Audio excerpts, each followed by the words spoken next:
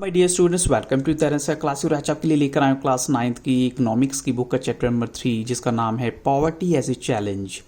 Poverty का मतलब होता है गरीबी, और गरीबी हमारे लिए या हमारे देश के लिए कितना बड़ा चैलेंज है वो आप सभी जानते हैं।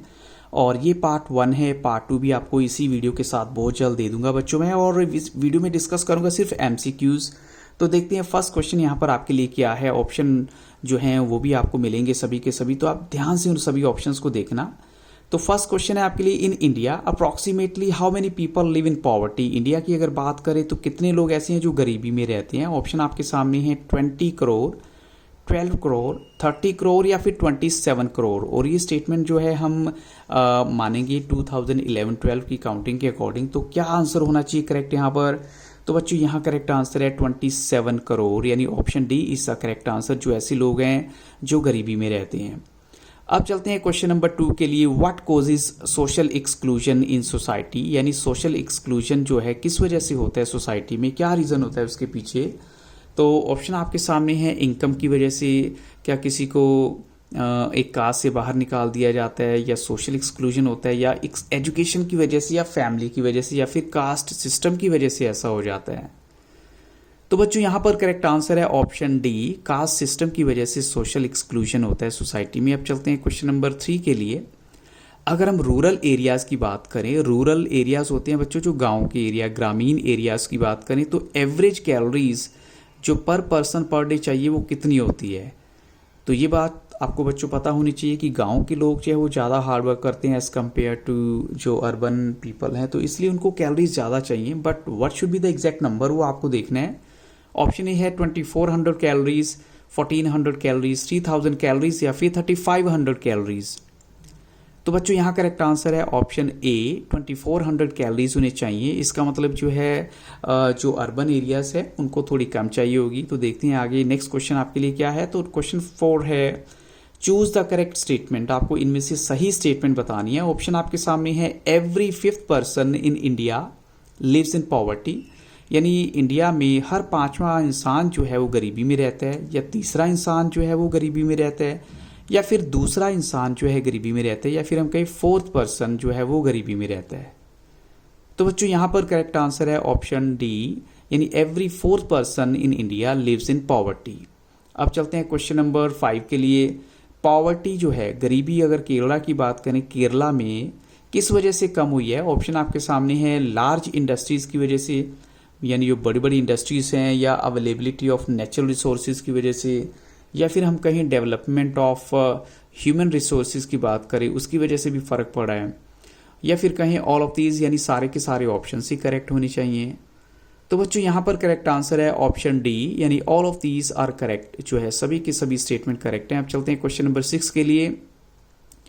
According to the world bank report, अगर हम वर्ल्ड बैंक रिपोर्ट की बात करें, which country has the largest poor population, कौन सी कंट्री में सबसे ज़्यादा गरीब पॉपुलेशन है। ऑप्शन आपके सामने है इंडिया, नाइजीरिया, घाना या फिर बांग्लादेश।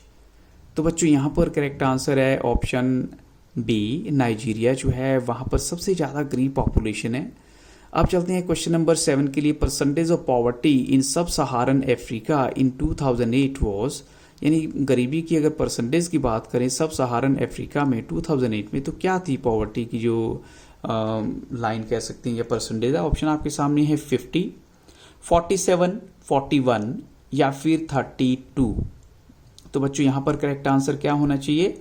यहाँ राइट आंसर है ऑप्शन बी, 47 जो है इसका राइट आंसर।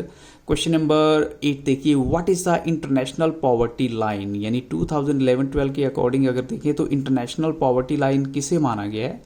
अगर आप $4 एक दिन में या उससे कम कमाते हैं, $4 से, या $3 से कम कमाते हैं, या $1.90 से कम कमाते हैं, या फिर $6 से कम कमाते हैं, तो बच्चों यहाँ पर अगर हम बात करें इंटरनेशनल लेवल की, तो यहाँ पर करेक्ट आंसर होता है ऑप्शन सी, $1.90 से अगर आप कम लेते हैं तो समझिए आप गरीबी की लाइन में आ जाते हैं।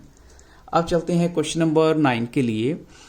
अमंग द फॉलोइंग, यानी जो आपको दिया गया है स्टेट वो बतानी है, वो स्टेट बतानी है, राज्य बताना है with lowest poverty rate is, जहाँ पॉवर्टी का जो रेट है वो बहुत कम है। ऑप्शन आपके सामने है पंजाब, या फिर केरला, या फिर बंगाल, या फिर आंध्र प्रदेश।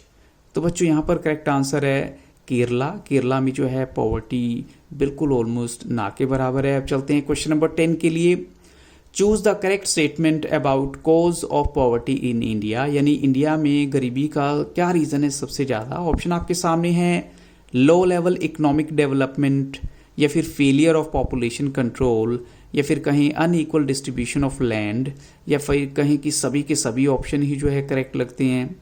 तो बच्चों यहाँ पर राइट आंसर है ऑप्शन डी, क्योंकि ये सभी के सभी स्टेटमेंट जो है सही हैं, तो option D is the right answer, यानी सभी स्टेटमेंट करेक्ट हैं। Millennium development goals for reducing poverty, ये प्लान है किस एजेंसी का। ऑप्शन आपके सामने हैं world bank, United Nations, IMF यानी इंटरनेशनल मॉनेटरी फंड, या फिर गवर्नमेंट ऑफ इंडिया। तो बच्चों ये प्लान है उस एजेंसी का जिसका नाम है यूनाइटेड नेशंस। उन्होंने ये जो है ये टारगेट रखा और ये भी कहा कि 2030 तक जो है पॉवर्टी ख़त्म करनी है। लेकिन अब देखते हैं क्या होगा, जो कोरोना काल के चलते कुछ ना कुछ डिले हो सकता है, अदरवाइज टारगेट उनका वही था। क्वेश्चन 12 में देखिए, dash has the lowest per capita income, यानी यहाँ पर जो लोएस्ट पर कैपिटा इनकम मानी गई है किस स्टेट की मानी गई है। हम कहें गोवा, या फिर आसाम, या फिर कहें बिहार, या फिर हरियाणा। तो इट्स वेरी क्लियर बच्चों, यहाँ पर करेक्ट आंसर है बिहार जो है उसकी जो पर कैपिटा इनकम काफ़ी कम है। क्वेश्चन 13 में देखिए, when was the prime minister रोजगार योजना यानी PMRY, इसको कब लॉन्च किया गया था। तो ऑप्शन आपके सामने हैं इन 1993, 1990 में, या फिर 1997 या 2000।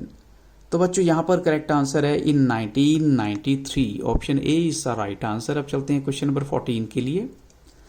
अगर इंडिया की बात करें, percentage of poverty in urban area is dash than poverty in rural areas, यानी अर्बन एरिया में गरीबी की जो परसेंटेज है वो कैसी है, ज़्यादा है, कम है, स्मॉलर है, या फिर रिलेटिव्स है। तो बच्चों यहाँ पर करेक्ट आंसर है जो अर्बन एरियाज में वो कम है। तो इसका मतलब क्या होना चाहिए, करेक्ट आंसर यस। अगर आप समझ गए तो option B is the right answer, क्योंकि रूरल एरिया यानी गांव के एरिया में ज़्यादा है, अर्बन एरिया में कम है। क्वेश्चन 15 देखिए, व्हेन वाज REGP लॉन्च्ड, यानी REGP को कब लॉन्च किया गया था। ऑप्शन आपके सामने हैं और इसको लॉन्च किया था इंडियन गवर्नमेंट के द्वारा। ऑप्शन आपके सामने है 1992, 1990, 1991 या फिर 1995। तो यहाँ पर इसका करेक्ट आंसर क्या होना चाहिए। तो बच्चों इसका करेक्ट आंसर है 1995, यानी इसकी जो अगर डेफिनेशन देखें, rural employment generation programme REGP जो है वो 1995 में लॉन्च हुआ था। अब चलते हैं क्वेश्चन नंबर 16 के लिए। Which is one of the most difficult challenges faced by independent India, यानी अगर इंडिपेंडेंट इंडिया की बात करें तो सबसे बड़ा चैलेंज क्या है इंडिया के सामने। लग्जरी लिविंग स्टैंडर्ड, उसको कैसे मेंटेन करके रखें, या पब्लिक डिस्ट्रीब्यूशन सिस्टम, या फिर हम कहीं गरीबी जो है सबसे बड़ा चैलेंज है, या कहीं नन ऑफ दीज। तो बच्चों यहाँ पर करेक्ट आंसर है ऑप्शन सी, यानी गरीबी जो है इंडिया के सामने सबसे बड़ा चैलेंज है। अब चलते हैं क्वेश्चन नंबर 17 के लिए। Poverty trends in India and the world are illustrated through the concept of the dash. आपको बताना है कि जो पॉवर्टी ट्रेंड्स हैं इंडिया में या वर्ल्ड में, उनको किसके द्वारा जो है शो किया जाता है और कॉन्सेप्ट क्या है वो, उस ब्लैंक को आपको फिल करने। Death rate, birth rate, anti poverty measures के द्वारा, या फिर कहें कि पॉवर्टी लाइन के द्वारा उनको हाईलाइट किया जाता है। तो बच्चों यहाँ पर करेक्ट आंसर है, चाहे इंडिया की बात हो चाहे वर्ल्ड की, उन सभी को पॉवर्टी लाइन के द्वारा शो किया जाता है। अब चलते हैं question number 18। Which statement best describes the dimension of poverty, इनमें से कौन सी स्टेटमेंट गरीबी की डायमेंशन को सबसे बढ़िया तरीके से डिस्क्राइब करती है। ऑप्शन आपके सामने है, poverty means hunger and lack of shelter, या कहें poverty means lack of clean water and sanitation facilities, या कहीं गरीबी का मतलब होता है lack of regular job at minimum decent level, जो होना चाहिए कम से कम मिनिमम डिसेंट लेवल भी आप बोल सकते हैं, या कहीं सारी स्टेटमेंट ही करेक्ट हैं। तो बच्चों यहाँ पर राइट आंसर है ऑल ऑफ दीज, क्योंकि सभी की सभी स्टेटमेंट पॉवर्टी को डिस्क्राइब करती हैं, सभी स्टेटमेंट करेक्ट हैं। अब चलते हैं क्वेश्चन नंबर 19 के लिए। हु ऑलवेज इंसिस्टेड दैट, किसने ये जोर दिया था that India would be truly independent, यानी इंडिया जो है तब वाकई जो है इंडिपेंडेंट माना जाएगा जब जो पुअरेस्ट जो लोग हैं इसके वो बन जाएंगे फ्री ऑफ ह्यूमन सफरिंग, उनको जो है किसी तरह की मुश्किल नहीं रहेगी। तो ऑप्शन आपके सामने है doctor B are Ambedkar, Mahatma Gandhi, Sardar Patel या फिर पंडित नेहरू। तो बच्चों यहाँ पर करेक्ट आंसर है ऑप्शन बी, महात्मा गांधी ने ऐसा बोला था। अब चलते हैं क्वेश्चन नंबर 20 के लिए। How do social scientist look at the poverty, यानी सोशल साइंटिस्ट है वो गरीबी को कैसे देखते हैं, एंड थ्रू विच इंडिकेटर, और इंडिकेटर कौन सा है। ऑप्शन आपके सामने है लेवल्स ऑफ इनकम है, लेवल्स ऑफ कंजम्पशंस हैं, लिटरेसी लेवल है, या फिर lack of general resistance due to malnutrition हो गया, या फिर lack of access to health care हो गया, या हम कहीं ऑल ऑफ दीज, यानी सभी के सभी जो है लेवल सोशल साइंटिस्ट देखते हैं अगर किसी को आपको गरीबी की उसमें डिस्क्राइब करना है। तो बच्चों यहाँ करेक्ट आंसर क्या होना चाहिए, it's very clear, the right answer is option E, जिसमें सभी के सभी ऑप्शंस करेक्ट हैं।